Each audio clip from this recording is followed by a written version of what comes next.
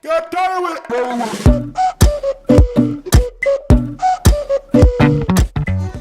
Hey everybody, welcome to the makeup tutorial. Just kidding, not really. It's the VCert tutorial for top tips for your exam.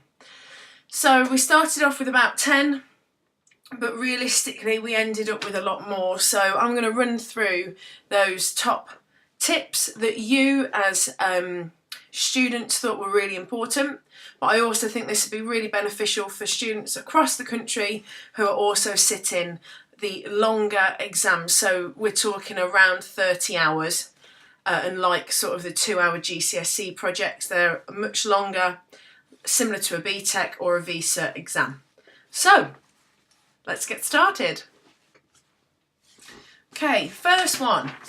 I've got a whole list here, so we'll go for the first one. Always put your name, the task number and your candidate number at the top of the page or somewhere really clear so everybody knows that the work belongs to you. If they don't know it belongs to you, there is a chance that they will not register it as yours and that you'll miss the marks. If you miss a task, obviously the whole row of tasks get completely wiped, and so you'll only get a not yet achieved, despite the fact you might have achieved all the others. The second thing you need to be doing is follow your timetable. A lot of you have created your own timetables. I know I've given my students their own timetable, which is really helpful for every single lesson that you do, or every single hour that you do, tick it off. But what could happen during your exam is that you don't follow it. And that's okay, that's fine, as long as you're sort of around the right area. But if you do change it, just write it down, okay? So don't just think, oh, it doesn't matter. Just write down the new version of the timetable. Do it after every hour, okay? Do it as you're going along. You might even write a timetable in your exam, okay? All of that's fantastic. Number 3, simple. One of these. Pen, okay? Bring one of these along, be prepared. If you need pencils, pens, rubbers, rulers, bring them, or come and see your teacher or tutor at the beginning of the exam. So about 15 minutes before the exam closes, go and speak to somebody, okay? Have a conversation. Say, I need this, I need that, and we will do our absolute best to make sure you've got everything that you need. Number 4. Check your revision folder. You've got a revision folder from in the lesson. Look at it. Don't think, oh, I've started my exam now, I don't need to revise. You need to revise more than ever. Okay, so check. Go through, make sure you've got everything, make sure you understand. Ask your friends, ask people in your class, revise together, okay? So this way, you're going to be making sure that you understand, that you're revisiting areas that you were confident before, but after say 20 hours of an exam, you might not feel as confident. So keep the revision up, keep referring back to your folder. Right, this is a really simple one. A lot of you miss it. I know I was speaking to my students about this, but make sure you eat and make sure you drink before the exam. Okay, make sure you've been to the toilet, okay? Wheeze, poos. You need to make sure they've gone. It's really serious, okay? You do not want to be wasting your time with going to the toilet, having a break. You need to be really focused, and you don't need any distractions. So being hungry, thirsty, or needing the toilet, you need to make sure that you've done all of that, that you're prepared. That includes when you're actually revising as well, so make sure that you've got the right types of foods. This is a big one. One of my students in my class really struggles with this, and I think a few people get a little bit worked up with exams. So this is a big one. Keep calm. Yeah, breathe. This isn't new stuff, okay? What's in this exam is standard stuff that you've done every single lesson. It's nothing new, and a lot of you, without realising, passed a lot of the tasks anyway. So keep calm, keep focused, breathe and don't get overworked up, because what's going to happen is you're going to lose your focus. Some of the exam sessions that you take are only an hour. So if you mess up an hour, it's not vital, because when you leave, you can refocus, you can recheck and go in again with your next hour and know what you're doing. So don't panic. You know, don't think, oh, I've ruined the whole thing. You haven't. Okay, it's just that you had a little bit of a jittery section, but don't worry. Get your phones off. Yeah, when you get to the exam hall, have your phones off. Don't go fiddling around with them. Have them in your bag, have them in your pocket, switched off. If you need to hand them in so you don't, so you're not tempted to fiddle, you can do that. You can give that to the examiner who's going to be counting your minutes and giving you the introduction. Number 8 of this list. Remember sophistication. So this is quite a big word that I've been using throughout the revision. Sophistication is a word that should ring bells to students on a VCert. It means what level. Okay, so I'm asking the question. I'm hoping now that you're going to be answering this, students. Okay, my VCert class. Yeah, what the word sophistication, what level does it fall into? Does it fall into, where am I? Here, pass, merit, or distinction? You tell me. Hopefully you're screaming this at the screen, okay? You screaming it at the screen? You need to. The answer is distinction. Okay, sophistication, distinction level work. That's what we need to be looking at, okay? So when you're doing your pages, keep them sophisticated, keep them neat, keep them tidy. Make sure that you're giving all the detail on every single page. Okay, use Pinterest for support, use websites for support. If there is a website that you're unsure of, that you're trying to access and you can't, ask. We can get certain websites blocked or unblocked, and we can sort that out for you. Just raise your hand in the exam and ask, because those websites are vital for your exam.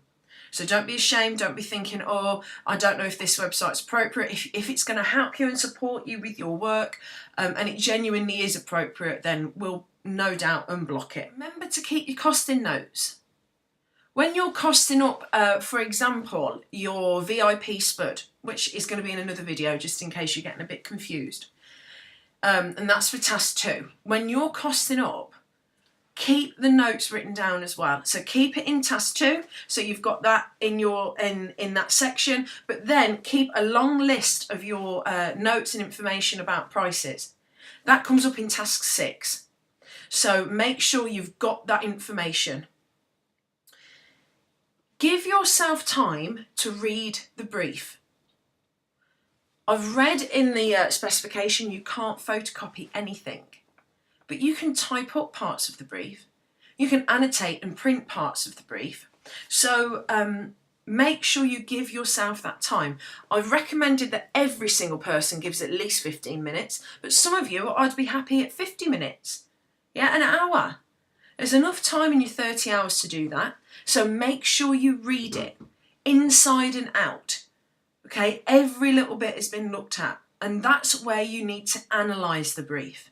So every bit that they've spoken about, whatever it is, you need to analyse and look at in detail. Remember, keep it sophisticated, and hopefully you'll cover everything. If you've finished your work, check it. Okay, on the timetables that I've given out, I've put check, check, check.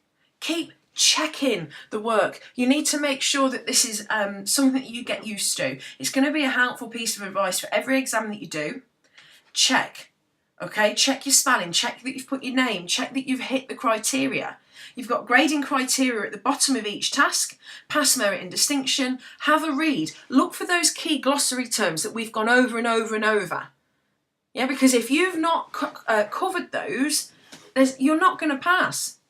Yeah, if you're aiming for your merit, but you've not covered the merit information, you're not going to get that. So that needs to be checked, and then you can go back and redo things if you need to. Okay, some of the students that are in my class said, get a good night's sleep. For some of them, that I can think of a few particular students in my class, that's actually really difficult. They're easily head on their forearm in the lesson or head on their forearm during an exam. Sit up and focus. And if you are struggling, make sure you've had your water and make sure you get a good night's sleep, at least 8 hours. Yeah, and people are probably thinking, why is Miss James even talking about sleep and food? Actually, it's really important. Keep a reference of each of the sources that you've completed. So, some people have recommended that they go back and do it. I don't recommend that technique. I recommend as you're going through, as you're visiting your websites, write them down. Put them, I would recommend a bibliography for each task that you complete. So for those of you that are not aware of what a bibliography is, it's a list of references that you've used for any given task. I recommend you do it for every individual task. There's 6 in total. And then I also recommend doing a final bibliography referencing everything that you've looked at, which is pretty easy if you have done it on the computer. It's just a quick copy and paste. You need to remember you have access to books, magazines, the internet, photocopies, anything that you need, you do have access to. So if there is something missing, if there's something that you're not sure about, if you need something, ask. Okay, they're there for you. You can cut, stick, annotate, photocopy, anything that you need. Okay, so we're setting up everything for you. We want to make sure all the information that you need is there. And the last piece of advice, which if you manage to get everything right and you're comfortable, I think this would be pretty easy, but I hope all of you will enjoy it. 30 hours is a huge amount of time to be focusing on a piece of work. But if you are happy with the piece of work, if you are enjoying it, then hopefully it will lead to some really creative outcomes. And that's what's going to give you those high levels. So that's it. I can't remember how many we've got now. And the video's probably been going on for too long. But really, they're your top tips for this exam. So I wish everybody the best of luck. I ask you to keep up with the revision. I ask you to check your folders and bear in mind all of these tips. If you at least do half of them, you'll be on the way to success.